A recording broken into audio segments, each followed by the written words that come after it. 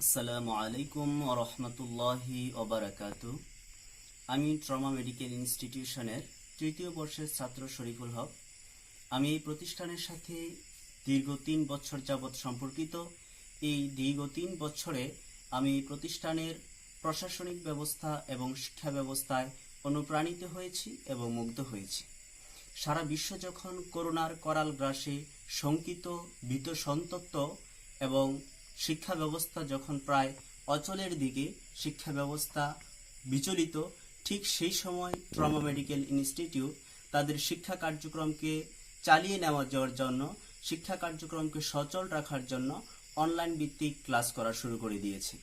এই অনলাইন ভিত্তিক ক্লাসের মাধ্যমে যাতে ছাত্রদের শিক্ষা এবং সারা ইনস্টিটিউশনের যে প্রতিষ্ঠানগুলো রয়েছে তাদের শিক্ষা সমুন্নত থাকে এবং তারা যাতে তাদের শিক্ষা কার্যক্রম চালিয়ে নিয়ে যেতে পারে, সেজন্যই তাদের এই আপ্রাণ চেষ্টা। আমাদের ক্লাসগুলো দেখার জন্য এবং আমাদের প্রতিনিয়ত আপডেটগুলো শোনার জন্য চলে আসুন আমাদের কম্পিউটার স্ক্রিনে। শুরু হচ্ছে আজকের অনলাইন ক্লাস।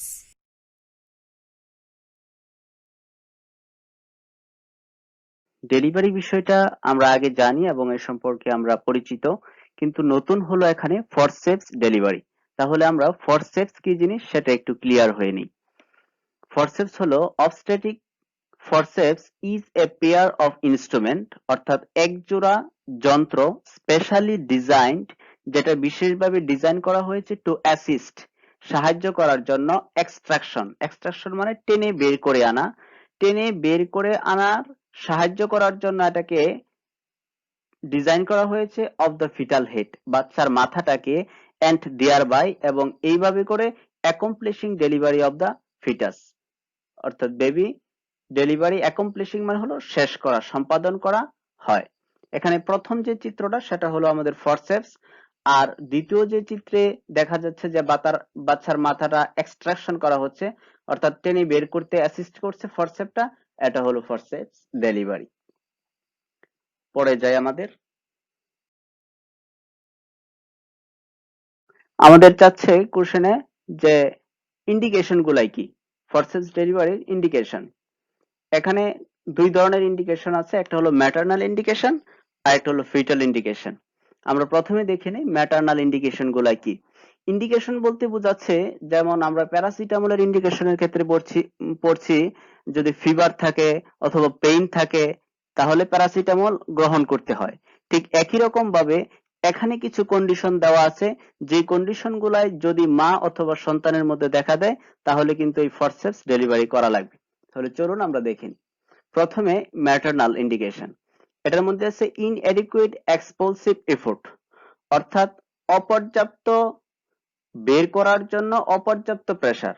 অর্থাৎ আমরা সাধারণত যখন আমাদের পায়খানা বা প্রস্রাবের একটা ন্যাচারাল প্রেসার হয় তখন কিন্তু সেটা বডি থেকে বের করে দেওয়ার জন্য আমাদের বডির একটা প্রেসার দিতে হয়। ঠিক একই রকম ভাবে বাচ্চা যখন ডেলিভারি হবে তখন কিন্তু মা তার নিজস্ব একটা প্রেসার দিবে। আর এখানে বলছে ইনএডিকুয়েট এক্সপলসিভ প্রেসার, যদি মা এই প্রেসারটা পর্যাপ্ত পরিমাণে দিতে না পারে তাহলে কিন্তু আমাদের ফরসেপ ডেলিভারি করতে হবে। নেক্সট, ম্যাটারনাল ডিস্ট্রেস, অর্থাৎ মায়ের যদি কোনো অস্বস্তি থাকে, অথবা ব্র্যাকেটে লেখা আছে এক্সারশন, অর্থাৎ যদি মা ক্লান্ত হয়ে যায় তাহলে কিন্তু ফরসেপ ডেলিভারি করা লাগবে। তারপরে when expulsive effort are to be avoided, এমন কিছুগুলো কন্ডিশন আছে যেই কন্ডিশন গুলোর মধ্যে এক্সপলসিভ ইফোর্ট দেওয়াটা অ্যাভয়েডেড, অর্থাৎ এড়িয়ে যেতে হবে, নিষিদ্ধ। এরকম কিছু কন্ডিশন যেমন আছে কার্ডিয়াক ডিজিজ, তার মধ্যে অ্যানজিনা, মায়োকার্ডিয়াল ইনফ্রাকশন, এরিথমিয়া, এই ডিজিজ গুলা যদি মায়ের থাকে তাহলে কিন্তু মা এক্সপলসিভ ইফোর্ট দিতে পারবে না, নিষিদ্ধ। তারপরে আছে একলামশিয়া, অর্থাৎ প্রেগনেন্সি অবস্থায় যদি ব্লাড প্রেশার বেশি থাকে এবং সাথে প্রোটিনিউরিয়া থাকে এবং কনভালশন যদি হয়, স্পাজম অর্থাৎ খিঁচুনি থাকে, এই যে কন্ডিশন সেটাকে বলা হয় একলামশিয়া। প্রি একলামশিয়া অর্থাৎ গর্ভপাতের আগে, বাচ্চা ডেলিভারি হওয়ার আগে যদি এই কন্ডিশন গুলো হয়, অর্থাৎ ব্লাড প্রেশারও বেশি আছে, প্রোটিনিউরিয়াও আছে প্রেগনেন্সি অবস্থায়, তাহলে সেটাকে বলা হয় প্রি একলামশিয়া। তারপরে আছে হলো সেরিব্রোভাস্কুলার ডিজিজ, এটা হলো a group of disease that prevent blood supply to brain such as blockage, malformation, hemorrhage। অর্থাৎ সেরিব্রোভাস্কুলার ডিজিজটা হলো এমন একটা ডিজিজ যেই ডিজিজের কারণে আমাদের ব্রেনে যে ব্লাড সাপ্লাইটা আছে সেটা বন্ধ হয়ে যায়। যেমন আমাদের ব্লাড ভেসেল যদি ব্লক হয় অথবা ম্যালফরমেশন হয় অথবা হ্যামোরেজ হয়, এরকম কিছু কারণে যদি ব্রেনের ব্লাড সাপ্লাই বন্ধ হয়ে যায়, সেটাকে বলে সেরিব্রোভাস্কুলার ডিজিজ। এই ইন্ডিকেশন যদি দেখা যায় তাহলে কিন্তু এই ফরসেপস ডেলিভারিটা করা লাগে। আরো কিছু ইন্ডিকেশন আছে।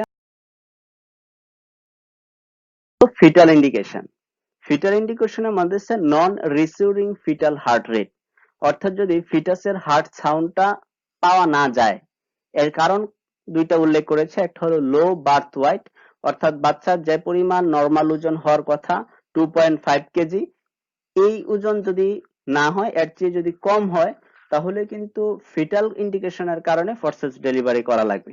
এছাড়া আছে পোস্ট ম্যাচুরিটি, অর্থাৎ যেই সময়ে গর্ভপাত হওয়ার কথা তার চেয়ে যদি সময় বেশি হয়ে যায়, তারপরেও যদি ডেলিভারি না হয়, তাহলে কিন্তু ফরসেপস ডেলিভারি করা লাগবে। তারপরে আছে হলো after coming head in bridge presentation, বাচ্চা যদি সেফালিক প্রেজেন্টেশনে না এসে ব্রিজ প্রেজেন্টেশনে আসে, তাহলে কিন্তু ফরসেপস ডেলিভারি করা লাগবে। এছাড়া আদার্স কিছু কারণ দেখাচ্ছে। এর মধ্যে প্রথম আছে হলো prolonged second stage of labour, যদি সেকেন্ড স্টেজ অফ লেবারটা বেশি সময় দীর্ঘায়িত হয়। আমরা জানি যে লেবারের তিনটা স্টেজ থাকে, ফার্স্ট, সেকেন্ড, থার্ড স্টেজ। প্রথম স্টেজে সার্ভিসটা ডাইলেট হয়, দ্বিতীয় স্টেজে ফিটাসটা ডেলিভারি হয়, তৃতীয় স্টেজে গিয়ে ওই প্লাসেন্টা ডেলিভারি হয়। আর সেকেন্ড স্টেজের সময়টা হলো প্রিমির ক্ষেত্রে 2 আওয়ার আর মাল্টির ক্ষেত্রে 13 মিনিটস। যদি এই 2 ঘন্টা বা 30 মিনিটের বেশি সময় অতিবাহিত হয় এবং বাচ্চা ডেলিভারি না হয়, তাহলে কিন্তু আমাদের ফরসেপস ডেলিভারি করা লাগবে। তারপরে আছে two cut short second stage of labour in case. নিচে কতগুলো কারণ দিয়েছে, এই কারণগুলোর কারণে সেকেন্ড স্টেজটাকে সময় সংক্ষিপ্ত করা লাগবে, সেজন্য ফরসেপস ডেলিভারি করতে হবে। যেমন আছে সিভিয়ার প্রি একলামশিয়া, আগেই বলেছি, eclampsia, cardiac disease, post caesarean pregnancy, অর্থাৎ আগে কোনো বাচ্চার সিজার করে বাচ্চা হয়েছে, তারপরে মা আবার গর্ভবতী হয়েছে, এমন কারণেও কিন্তু ফরসেপস ডেলিভারি করা লাগতে পারে। আমরা কমপ্লিকেশন অফ ফরসেপস ডেলিভারি, অর্থাৎ এই ফরসেপস ডেলিভারিটা করার কারণে কি ধরনের কমপ্লিকেশন, জটিলতা হতে পারে, সেই জটিলতাটাও কিন্তু ইন্ডিকেশনের মতো দু ধরনেরই হয়। একটা ম্যাটারনালের ক্ষেত্রে জটিলতা দেখা দেয়, আর একটা ফিটাসের ক্ষেত্রে জটিলতা দেখা দেয়। ম্যাটারনালের ক্ষেত্রেও জটিলতা আবার দুই ধরনের, একটা হলো ইমিডিয়েট অর্থাৎ তাৎক্ষণিক দেখা দেবে, আরেকটা দেখা দিবে হলো রিমোট অর্থাৎ পরবর্তীতে। তাৎক্ষণিক যে জটিলতাগুলাই দেখা দেয় তার মধ্যে একটা হলো ইনজুরি। আর ইনজুরির মধ্যে কতগুলো পয়েন্ট রয়েছে, যেমন 1 নাম্বার রয়েছে ভেজিনাল ল্যাসিরেশন, অর্থাৎ ভেজিনাটা ছিঁড়ে যেতে পারে, কারণ এই যে ফরসেপস যেই পেয়ার অফ ইনস্ট্রুমেন্ট সেটা ঢুকানোর কারণে ভেজিনাটা ছিঁড়ে যেতে পারে। তারপরে সার্ভাইকেল টিয়ার, অর্থাৎ যে সার্ভিক্সটা রয়েছে সে সার্ভিক্সটাও টিয়ারও মানে ছিঁড়ে যেতে পারে। তারপর হলো extension of episiotomy to involve vaginal vault, অর্থাৎ যে ইপিসিউটমিটা করা হয় সেই ইপিসিউটমিটা এই ফরসেপস ঢোকানোর কারণে এক্সটেনশন অর্থাৎ বড় হয়ে যেতে পারে। এই যে প্রথম চিত্রে যে দেখাচ্ছে সাদা রেখাগুলায়, এই দিক দিয়ে কেটেই ইপিসিউটমিটা করা হয়। আর এই যে নিচের চিত্রে যেই সার্কেলটা দেওয়া আছে এটা হলো ভেজিনাল বাল্ট এর চিত্র। তারপর হলো কমপ্লিট পেরিনিয়াল টিয়ার, অর্থাৎ এই যে ইপিসিউটমিটা করে কিন্তু ওই ভেজিনাল ওপেনিং থেকে হয়তোবা একটু অ্যাঙ্গেলে নয়তোবা একদম অ্যানাল ওপেনিং এর দিকে, প্রথম চিত্রে যেরকম দেখাচ্ছে। এভাবে ভেজিনাল ওপেনিং এবং অ্যানাল ওপেনিং এর সরাসরি যদি এই ইপিসিউটমিটা করা হয়, তাহলে কিন্তু দেখা যায় যে ফরসেপস ঢুকানোর কারণে সেটা একদম কমপ্লিট, অর্থাৎ ভেজিনা থেকে অ্যানাস পর্যন্ত পুরাটাই ইপিসিউটমি হয়ে যেতে পারে এই ফরসেপস ঢুকানোর কারণে। এটা একটা জটিলতা। তারপর হলো কমপ্লিকেশন অফ ইপিসিউটমি। এই ইপিসিউটমিটা করার কারণে কিন্তু ইপিসিউটমিরও কিছু নিজস্ব জটিলতা দেখা দিতে পারে। তারপরে নার্ভের ইনজুরি হতে পারে, অর্থাৎ femoral nerve, lumber 4, 5, lumbo sacral trunk, অর্থাৎ লাম্বার এবং স্যাক্রালের যেই নার্ভগুলো আছে সেই নার্ভগুলোও ড্যামেজ হয়ে যেতে পারে, ইনজুরি হতে পারে। এর মধ্যে আছে হলো হেমাটোমা, অর্থাৎ হ্যামোরেজ, রক্তক্ষরণ হতে পারে এই ফরসেপস ঢুকানোর কারণে। ভেজিনাল হেমাটোমা হতে পারে, বালভিউলার হেমাটোমা হতে পারে, অর্থাৎ জেনিটাল অর্গানের ফিমেলের যে এক্সটার্নাল সারফেস সেটা হলো ভালভা, আর এক্সটার্নাল ইন্টারনাল অর্থাৎ একদম সার্ভিক্স পর্যন্ত যে গঠনটা এটা হলো আমাদের পুরা ভেজিনাটা। এই দুটোটা থেকেই ভেজিনা থেকেও হতে পারে, ভালভা থেকেও হেমোরেজটা হতে পারে। তারপর হতে পারে পোস্ট পার্টাম হেমোরেজ, অর্থাৎ গর্ভপাতের পরেও রক্তক্ষরণ হতে পারে। সেটা ট্রমাটিক অর্থাৎ কোনো ক্ষতর কারণে হতে পারে, অথবা অ্যাটনিক অর্থাৎ ইউটেরাসটা অস্থিতিস্থাপকতার কারণে রক্তক্ষরণ হতে পারে, অথবা বোথ অর্থাৎ দুটোটার কারণে। তারপরে আছে হলো অ্যানেস্থেটিক কমপ্লিকেশন, অর্থাৎ আমাদের ইপিসিওটমিটা করার কারণে যে অ্যানেস্থেসিয়া দেওয়া লাগে সেই অ্যানেস্থেসিয়ারও কিন্তু কিছু কমপ্লিকেশন দেখা দিতে পারে। এছাড়াও দেখা দিতে পারে হলো পিউরপিরাল কমপ্লিকেশন। পিউরপিরাল হলো আমাদের মানে বাচ্চা ডেলিভারি হওয়ার পরে 42 ডেজ, যে পিরিয়ডটা 42 দিনের যে সময়টা সেটাকে বলা হয় হলো পিউরপিরাল। এই সময় কিছু কমপ্লিকেশন দেখা দিতে পারে। এর মধ্যে একটা হলো পিউরপিরাল পাইরেক্সিয়া, অর্থাৎ এই সময় জ্বর জ্বর বুধ থাকতে পারে। পাইরেক্সিয়া মানে জ্বর জ্বর ভাব। তারপর থাকতে হলো পিউরপিরাল সেপসিস, অর্থাৎ জেনিটাল অর্গানের মধ্যে কোনো ধরনের ইনফেকশন হতে পারে। আরেকটা আছে ইউরিনারি ট্র্যাক ইনফেকশন, প্রস্রাবের যে রাস্তা আছে সেটার মধ্যে ইনফেকশন দেখা দিতে পারে। এগুলাই হলো হলো রিমোট, অর্থাৎ পরবর্তীতে কি ধরনের কমপ্লিকেশন দেখা দিতে পারে সেগুলো। এর মধ্যে একটা হলো পেইনফুল পেরিনিয়াল স্কার, অর্থাৎ যে ইপিসিওটমিটা করা হয় পেরিনিয়ালের, সেটার স্কার মানে হলো একটা ছিঁড়ে যাওয়ার পরে যে দাগটা থেকে যায়, বা অপারেশন করে সেটাকে সেলাই করার পরে যে দাগটা থেকে যায় সেটাই হলো স্কার। অর্থাৎ এই স্কার মার্কের মধ্যে পেইন হতে পারে। ডাইসপ্যানোরিয়া অর্থাৎ পেইনফুল সেক্সুয়াল ইন্টারকোর্স, এর পরবর্তীতে যদি সেক্সুয়াল ইন্টারকোর্স করে তাহলে সেটা প্রচন্ড ব্যথাদায়ক হতে পারে। জেনেটিয়াল প্রোলেপস, অর্থাৎ জেনেটিয়াল প্রোলেপস মানে হলো নিচের দিকে ঝুলে যাওয়া। জেনেটিয়াল যে অর্গান গুলো আছে, ভ্যাজিনা আছে, সার্ভিক্স আছে, ইউটেরাস আছে, এই অর্গান গুলা নিচের দিকে ঝুলে যেতে পারে। তারপরে হতে পারে স্ট্রেস ইউরিনারি ইনকন্টিনেন্স, অর্থাৎ ইনভলন্টারি লেকেজ অফ ইউরিন, অর্থাৎ এমন হতে পারে যে মা প্রস্রাব করছে কিন্তু সে জানে না যে সে প্রস্রাব করছে, অর্থাৎ তার অজান্তেই প্রস্রাব করে যেতে পারে। এরকম কমপ্লিকেশন পরবর্তীতে দেখা দিতে পারে। তাছাড়াও হতে হলে স্পিন্টার ডিসফাংশন, এই যে চিত্রটার মধ্যে নীল কালারের দুইটা দাগ, অর্থাৎ স্পিন্টারের কাজ হলো প্রস্রাব পায়খানা প্রেসার হওয়ার পরেও আমরা যে ধরে রাখতে পারি আমাদের নিজস্ব একটা প্রেসারে, সেটা হলো স্পিন্টারের কারণেই আমরা পারি। এই স্পিন্টারটা ডিসফাংশন করতে পারে, অর্থাৎ সে ঠিকঠাক মতো কাজ না করতে পারে। আর ঠিকঠাক মতো কাজ না করার কারণেই কিন্তু পূর্বের যে কমপ্লিকেশনটা অর্থাৎ ইউরিনারি ইনকন্টিনেন্স সেটা হয়। তারপরে হতে পারে কমপ্লিকেশন অফ ইপিসিওটমি, যদি ইপিসিওটমিটা দেওয়া হয় এটা আকিও বলা হয়। এখন হলো ফিটাল কমপ্লিকেশন। আগের গুলাই ছিল কিন্তু মায়ের ক্ষেত্রে কি কি কমপ্লিকেশন হবে, এখন কিন্তু সন্তানের ক্ষেত্রে কি কমপ্লিকেশন হবে সেগুলাই। সন্তানের ক্ষেত্রেও ঠিক একই রকম ভাবে ইমিডিয়েট তাৎক্ষণিক কিছু কমপ্লিকেশন দেখা দিতে পারে, আবার রিমোট পরবর্তীতে কিছু কমপ্লিকেশন দেখা দিতে পারে। আমরা তাৎক্ষণিক যে কমপ্লিকেশন গুলাই দেখা দেয় সেটা প্রথমে দেখে নিই। একটা হলো অ্যাসপেক্সিয়া, অর্থাৎ তার অক্সিজেনের অভাব দেখা দিতে পারে। তারপরে ফ্লেশিয়াল ব্রুশিং, ব্রুশিং মানে হলো থেতলে যাওয়া, অর্থাৎ যে ফরসেপটা আমরা প্রথমে যেই ফিগারটা দেখছি ওটার মধ্যে ফরসেপটা যেভাবে ধরছে, এই ধরার কারণে কিন্তু ওই ফেসটা থেতলে যেতে পারে।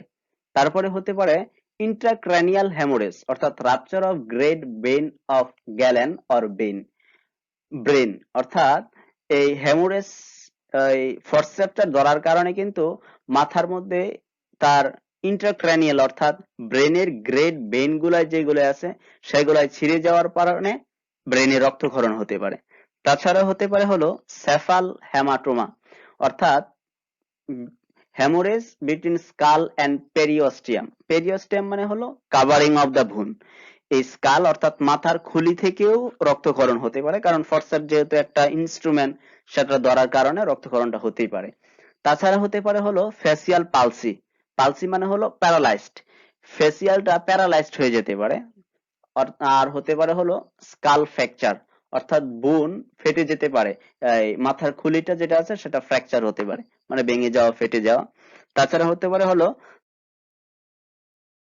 হলো cervical spinal injury, cervical spinal spinal যে ভার্টিব্রা গুলাই আছে সেগুলাই ইনজুর্ড হতে পারে রোটেশনাল ফরসেপস, অর্থাৎ ফরসেপ ধরে গুটানোর কারণে। এই চিত্রে আমরা যে গুলাই মার্ক করা দেখতে পাচ্ছি এইগুলাই কিন্তু ফরসেপ স্পাইন, এই গাড়ের যে স্পাইনটা থাকে গাড়ের ভিতরে সেগুলাই এই ফরসেপস দড়ি ঘুরানোর কারণে ইনজুর্ড হতে পারে। এটাই ইন্ডিকেশনের মধ্যে হতে পারে হলো সেরেব্রাল পালসি। সেরেব্রাল হলো সেরেব্রাল, এই ব্রেনের যে উপরের যে অংশটা রয়েছে সেটাকে বলা হয় সেরেব্রাম। এই সেরেব্রামটাও ওই ফরসেপসের আঘাতের কারণে প্যারালাইজড হতে পারে। তাছাড়া হতে পারে হলো ম্যাটারনাল রিটার্ডেশন, অর্থাৎ বুদ্ধি প্রতিবন্ধী হতে পারে। এখন আসি কমপ্লিকেশন, অর্থাৎ কমপ্লিকেশন হলো এমন কন্ট্রাইন্ডিকেশন, অর্থাৎ এমন কতগুলাই জিনিস যেই গুলাই যদি প্রেজেন্ট থাকে তাহলে এই ফরসেপস ডেলিভারিটা করা যাবে না।